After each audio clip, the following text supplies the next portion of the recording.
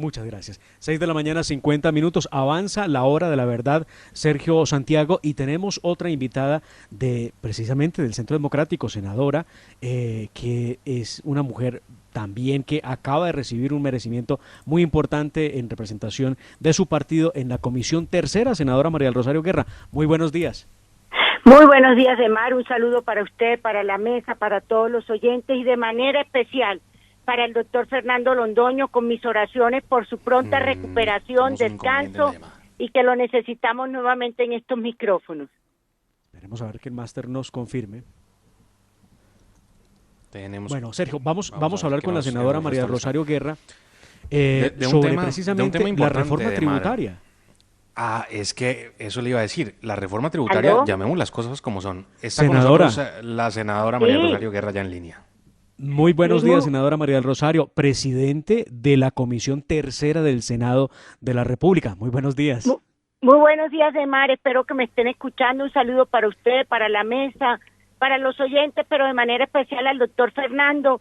Cuánto deseo que pronto se recupere, que descanse, pero que esté aquí también en los micrófonos con todos sus oyentes.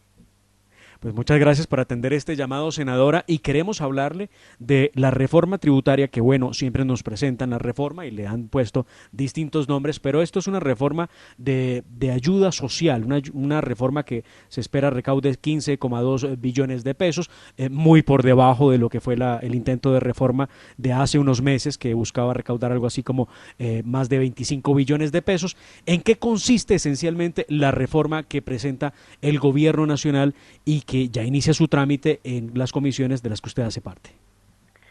Hay una realidad que vive el país como consecuencia, primero, de los efectos negativos que tenemos con la pandemia. Ustedes recuerdan que el año pasado al principio se dijo la pandemia iba hasta julio, luego que hasta octubre, diciembre, ya se está hablando que hasta el año 2022, si Dios lo permite, estaremos superando muchos de estos aspectos negativos que ha tenido la pandemia, y eso ha dejado, como ustedes lo acaban de informar en el último informe de Pulso Social del DANE, eso ha dejado que 2.7 millones de colombianos más pasen a la pobreza a esta fecha, pero en total han sido cerca de 3.5 millones de colombianos que fueron a la pobreza. O sea, eso es una tragedia social y una realidad que le ha tocado al gobierno nacional enfrentar. Por el otro lado, también hemos visto que el desempleo, que se sitúa alrededor del 15.6%, ha golpeado de manera superior a nuestros jóvenes y a nuestras mujeres. Entonces, ahí hay otro gran reto que tiene el gobierno de ayudar para que la vinculación de jóvenes al mercado laboral se facilite. Y a ello súmele los efectos sobre las empresas. Nosotros hemos visto más de 506,000 pequeñas y microempresas que han tenido o que cerrar o que declararse en quiebra, y más recientemente hemos visto una empresa del sector comercio grande que en estos días anunció que tiene que cerrar su negocio. Entonces, frente a esta realidad, el gobierno nacional ha planteado un proyecto de inversión social que tiene un gran propósito, y es primero extender el programa Ingreso Solidario que se culminaba en junio de este año hasta diciembre del año 2022. Esos son 160,000 pesos mensuales que hoy reciben 3 millones de hogares y que se aspira lleguen a 3,5 millones de hogares hasta el año 2022. Es una ayuda para muchos insuficiente, para otros es la ayuda para al menos poder hacer un mercadito que les permita no pasar hambre ni ver reducido el número de comidas al día que se ha reducido de manera significativa en los hogares colombianos. Entonces, la primera apuesta es mantener todavía por 1 año y medio más el programa Ingreso Solidario y aumentar el número de hogares beneficiados hasta llegar a aproximadamente a 3,5 millones de hogares. La segunda gran apuesta de este proyecto tiene que ver con los jóvenes, y es darle a las empresas el 25% de un salario mínimo, que es aproximadamente lo que las empresas destinan para pagar la seguridad social para que vinculen jóvenes menores de 28 años. Por esta vía se aspira que alrededor de unos 340,000 jóvenes puedan ser vinculados a partir del momento en que inicie este programa. Pero adicionalmente a ello, se va a destinar un 10% de un salario mínimo para que vinculen ya no solo jóvenes, sino otro tipo de colombianos al mercado laboral formal. En total van a ser 740,000 nuevos empleos formales que por esta vía se aspira a apoyar. Entonces ahí hay un segundo gran objetivo de este programa de inversión social. Un tercer gran objetivo, la gratuidad en la educación superior para los estratos 1, 2 y 3. Esto es muy importante. Esos jóvenes, cerca de 695,000 jóvenes, cuyos padres han tenido siempre la ilusión de estar estudiando en una formación técnica, tecnológica, universitaria, van a encontrar gratuidad para el acceso de la misma. Esto es un salto significativo que se da en Colombia y que aspiramos que lo puedan aprovechar de la mejor manera posible los jóvenes colombianos. Ahí le hablo de 3 programas fundamentales que trae este proyecto de inversión social y que se complementa con otro. Déjeme para terminar el cuarto tema. Ustedes saben que como consecuencia de la pandemia el transporte masivo se redujo de manera significativa, especialmente en las ciudades capitales.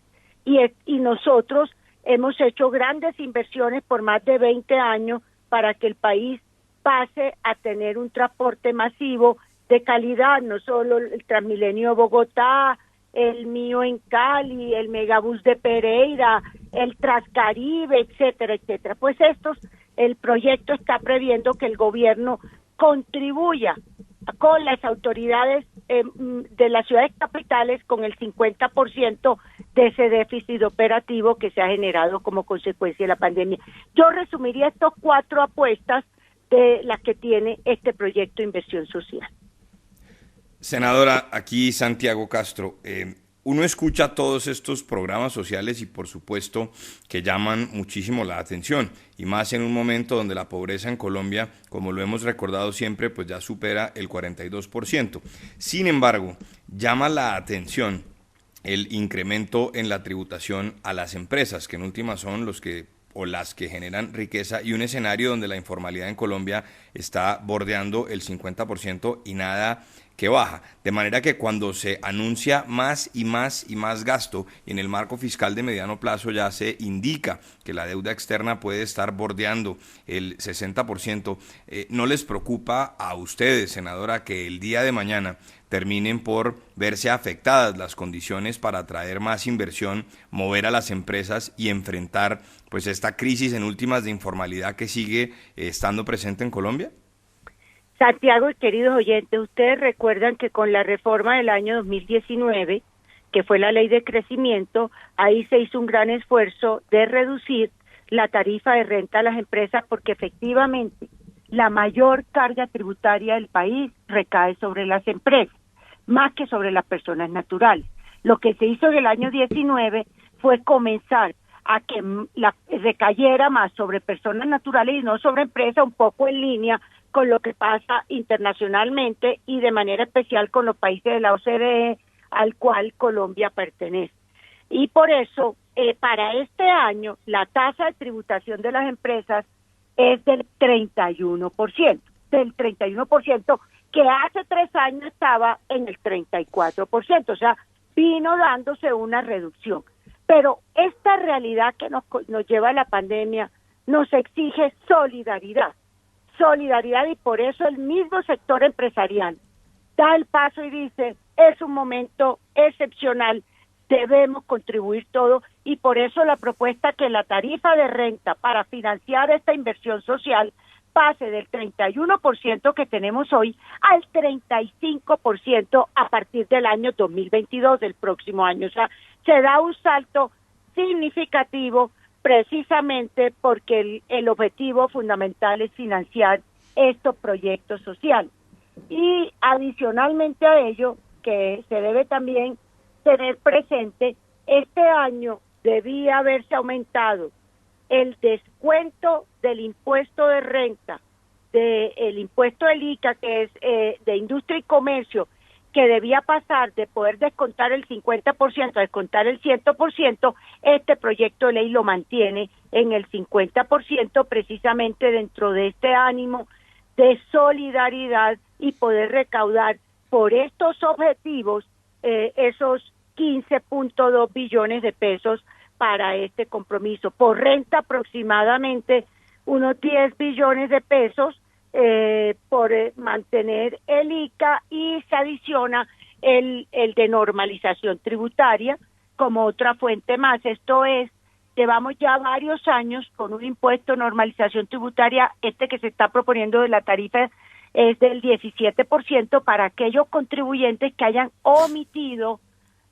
declarar patrimonios. Entonces, todo ello con el fin de poder no solo generar unos nuevos recursos, sino también ser más transparente con la administración tributaria. Y a ellos, Santiago y queridos oyentes, súmenle una gran lucha contra la evasión. Yo quiero reconocer la labor de la DIAN.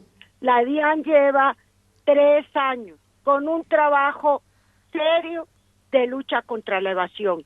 Gracias, entre otras cosas, a la factura electrónica y gracias también a esa mayor atención que le está poniendo a la manera como se están preparando gracias a las plataformas tecnológicas las declaraciones de renta. Y si ustedes ven, este proyecto tiene un componente muy importante de lucha contra la evasión. Se estima que el 4% del Producto Interno Bruto, alrededor de unos 40 billones de pesos, se va precisamente entre evasión, elusión y estas fuentes que se dejan de recaudar recursos. Entonces aquí se va a hacer un gran esfuerzo de lucha contra la evasión, y estoy segura que la DIAN va a lograr alrededor de unos 3 billones, entre 3 y 4 billones por esta fuente, y con ello para contribuir a esos 15 billones de pesos. Cuentan los historiadores que en Colombia no hay reforma tributaria sin artículos pues que incluyan precisamente la normalización tributaria. Esta no es la excepción.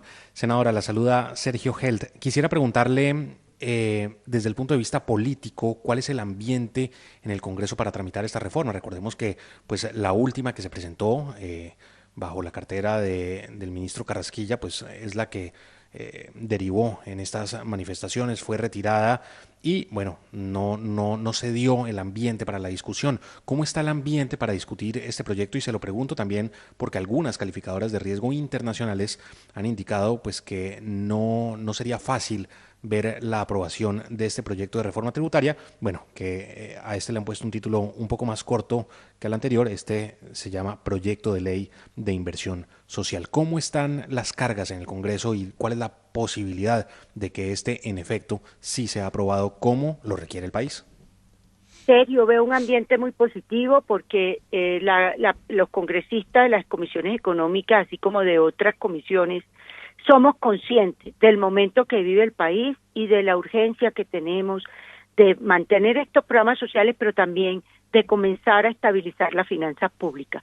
Recuerden que nosotros cerramos el año pasado con un déficit en nuestras finanzas públicas gigantesco, cercano al 8% del Producto Interno Bruto. Eso es insostenible, como insostenible es seguir financiándonos con deuda pública. Entonces, por eso, el gobierno nacional en cabeza del ministro José Manuel Restrepo ha venido haciendo una socialización del proyecto tanto en las bancadas como en las regiones. Hoy vamos a tener la presentación del proyecto en las comisiones económicas conjuntas en la mañana. Comenzamos de una vez a trabajar hoy los coordinadores ponentes y los ponentes, y yo tengo la apuesta como presidente de la Comisión Tercera del Senado que a más tardar la primera semana de septiembre tengamos este proyecto aprobado. No solo es solidaridad, sino es responsabilidad. A nosotros como congresistas nos llama en este momento a ser también responsables frente a la realidad que vive el país social, pero también a la realidad fiscal que vive el país.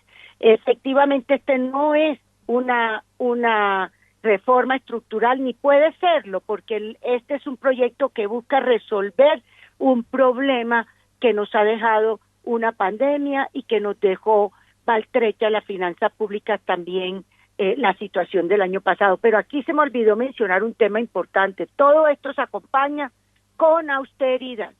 El gobierno está comprometido con una política de austeridad, de reducción de gastos del Estado. Efectivamente, hay un capítulo bien importante para reducir gastos generales y gastos de personal, congelaciones de nómina, no llenar vacantes, eliminar gastos, por ejemplo, en materia de telefonía, de arriendo, de nuevas mejoramientos de infraestructura. Se le está pidiendo facultades para que el gobierno reestructure las entidades del Estado. Entonces nosotros sí creemos que por esta vía alrededor de 2 billones de pesos se van a poder recaudar de austeridad en el gasto. Y aquí mi invitación es que, si bien este proyecto es fundamentalmente en materia de austeridad para el gobierno nacional, le solicitamos a todas las ramas del poder público y a las autoridades departamentales y municipales